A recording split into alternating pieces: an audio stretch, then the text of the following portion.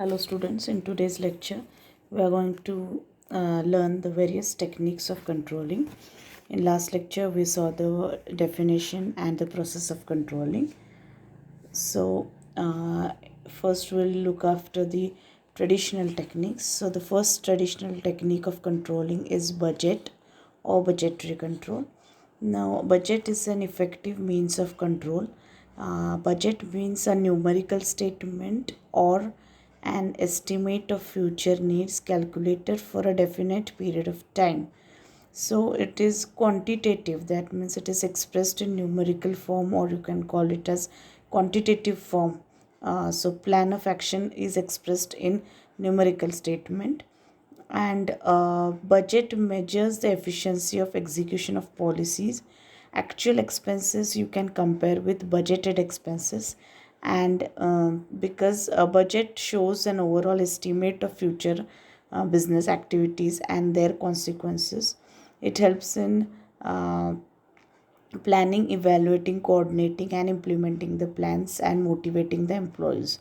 So it acts as a means of control because in organization, every organization has its whole one budget of the organization as a whole, as so also it is also having a separate budget for each of the department, right? So once you decide the budgeted amount, it becomes easy for you to do the expenditure. Okay, and it acts as a check on all the people in the organization, that they will take the care that your expenses are not more than your budgeted amount, right? So that kind of check can be effectively implemented with the help of traditional technique of budget or budgetary control. Okay, then second point is quality control. Now this type of control is used to verify the quality of goods produced.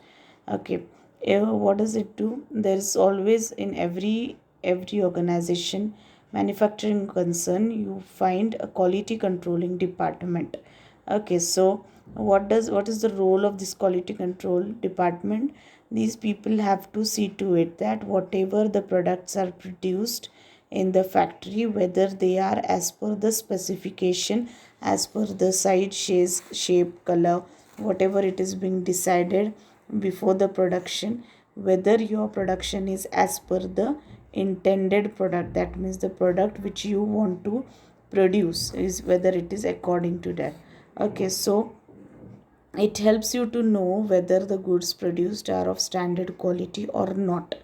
If quality is found to have been deteriorated, then it becomes easy to find out the reasons why the quality has declined. The reasons can be investigated and necessary steps can be taken to improve the quality. Okay, so quality control plays very important role because quality is the buzzword in the market. Wherever we go in the market for purchasing, we first make us assure about the quality of the product. So that way, you should always keep into mind that quality should never be deteriorated. It should never get declined. Otherwise, people will not purchase your product. So you should very carefully maintain the quality of the product and see to it that whether the production is going on as per the desired product or standard quality. Okay, then next control is production control. With the help of production control, what you do is you decide the production targets. For example, if one worker is going to produce 10 products per day is your production target. Okay, per worker. So at the end of the day, you can compare the actual performance with standard performance. If the worker has produced only 7 products, his target was 10 products, then why the worker was unable to produce 3 more products and achieve his target? Okay, this is found out in production control. So because of this, what happened? Deviation of actual production from planned production is detected, and the reasons for such deviations can be found out, and then it becomes easy for the management to take a corrective action to see to it that the same mistake is not committed the next day, and next day the worker is supposed to achieve his target. Okay, so this is production control. Then coming to financial control, the name itself signifies that it controls the finances. It is useful for capital formation, and the main objective of financial control is to control the flow of capital and make best use of capital available. So as you know, it's very difficult to assemble or raise capital, so a lot of efforts are required. So in financial controlling, what is being taken care of is that whatever capital is being raised, it should be properly utilized by the management, and there is no any wastage of even a single penny. Okay. Then next one is standard costing. In standard costing, what we do is there are various types of cost.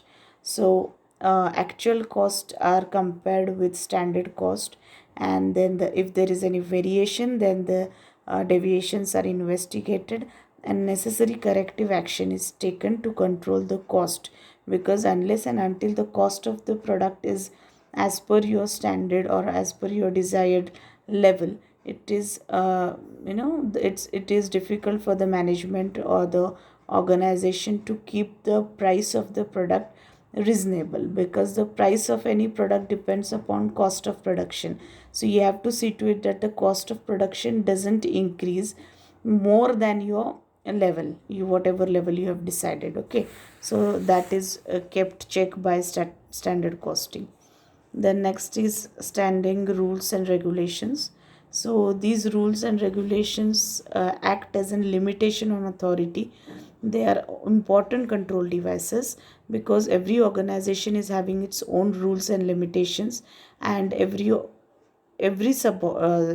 employee has to, it is rather mandatory or binding on that employee that he or she will follow the rules and regulations whatever they are framed by the organization. So they strictly follow the rules. Within the rules itself, within the limitations set by us to them, um, they work accordingly, and they don't see to it that the rules are not violated. Okay, so that way rules act as a controlling measure. And then next is disciplinary action. So disciplinary action is taken against those who subordinates for their undesirable behavior. That means if your subordinates are not working as per your instruction, their work is not satisfactory, they are coming late in the company, they are having several late marks, so their behavior is not according to the rules and regulations of the organization, then this step of disciplinary action, they can be punished, or their any sort of punishment can be given, or any sort of disciplinary action can be taken against such employees. You can cut their, or stoppage of their increment is another method. Okay, so in many ways this action can be taken, but as you know, this is a very negative kind of thing in the organization, so it should be carefully used, because it creates a long term impact on the minds of employees. If you punish your employees, or if you penalize them, then that will create a bad effect on their mindset, and that will be reflected in their day to day work also. So that should be avoided actually. Okay, then next point is internal audit. Internal audit means you can conduct your own audit within the organization, so that you are able to identify the frauds and errors, if any. Of course, frauds are purposely done, and errors are, many a times errors happen accidentally.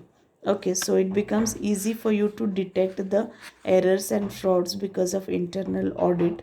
And so when an outsider comes for audit in your organization, if you have already conducted internal audit, you very well know what are the errors committed by you, and you rectify those errors, and then rectified documents will be provided to the external auditor for audit purpose. So the audit process would go more smoothly, Also, it will act a check on the subordinates or employees that internal audit is conducted after a certain period of time. So these people will also do their work very responsibly, and they will be always on the toes and alert to see to it that no any error is committed, and nobody would even dare to to do for any sort of frauds also, because they know that in internal audit those frauds would be detected, and that would be a difficult situation for that employee too. He may lose his job also, or any sort of disciplinary action can be taken against him. Okay, so nobody dares to do anything when you are having an internal audit in your organization. Okay, then personal observation. Personal observation means here, you have to keep a check on the performance of subordinates, and that doesn't mean that continuously you should stare your subordinates while they're working, but you have to maintain good personal contacts, one-to-one contact, which will give you an opportunity to stimulate the morals of people on the job, and you must have a good interaction with these people, your subordinates. You try to collect their personal information, and have a good rapport with them, so that easily you can keep a check on their performance, okay, because you understand them very well. Then you should just observe them indirectly. Continuously you can't stare them. So personally, when somebody is observing you whenever you are doing your work, you very well know that your boss is observing whenever you are doing the work. At that time you become alert, and you try to do your work more seriously or more cautiously. That's the result of personal observation. Okay, then the next point is reports and records. So, actual performance of all the employees can be measured on the basis of reports and records. So, in every organization, almost a confidential report about each and every employee is being prepared. And when these employees know, whenever they join the company itself, they are made aware that every organization, or after every 1 year, annually a CR is prepared, confidential report, that is called a CR, is prepared of every employee. Then when you are aware that this kind of confidential report, it includes all personal information about the behavior of employee, about the sincerity and the efforts taken by that employee for doing the job in the organization, how much he has achieved the objectives, and how sincerely he is performing his task. Everything is being written minutely in that CR, and that is, as it is a confidential report, it is not disclosed to anybody, but your direct boss will write that report. And when all the employees know that a CR is prepared at the end of the year, then definitely they will do their work with lot of care, and they'll do give their 100% to the organization, because they want their performance to be noticed by their boss, and they want their boss to write good things about them in the in the report, confidential report. Okay, so that is the ultimate result of reports and records. Next is a written instruction.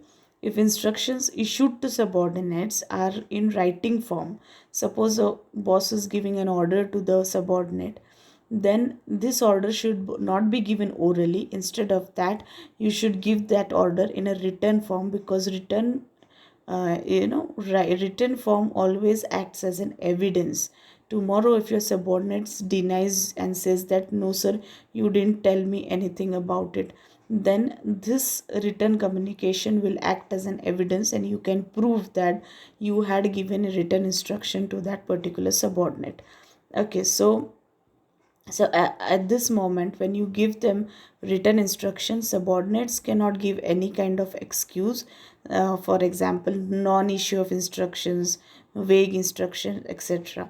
So you should clearly mention in the letter itself that what sort of expected work these people are supposed to do. So whatever instructions you want to give to your subordinates, you just give them in a written form instead of going for oral form. That is one of the technique. Okay, so with this we end with today's lecture. So today we saw all the traditional techniques of controlling. Okay, thank you.